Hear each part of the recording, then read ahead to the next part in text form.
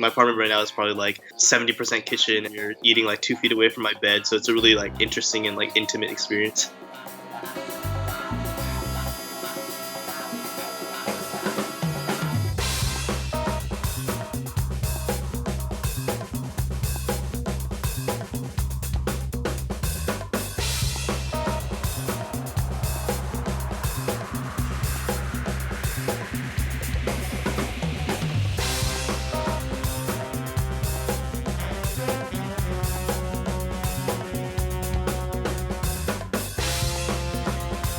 So right now I serve a Hokkaido-style milk bread roll with cultured butter. In the beginning, I thought it was kind of like tedious to like have to make my own bread, and like the whole process was kind of time consuming. But I've kind of grown to really enjoy making my own bread. Just seeing the people's reactions of like having this really nice and fluffy like bread bowl to really start their meal off has been really cool.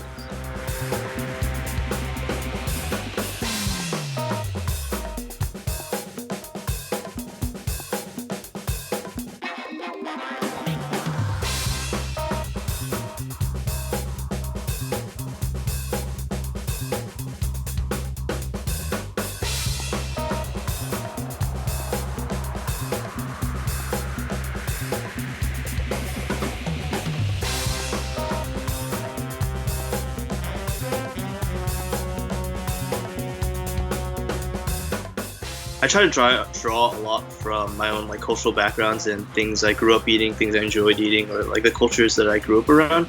I try to use those flavors, but combine them with the techniques that I learned in the kitchen. So a lot of really like classical French techniques or the European style techniques, combining that with like the flavors I grew up with.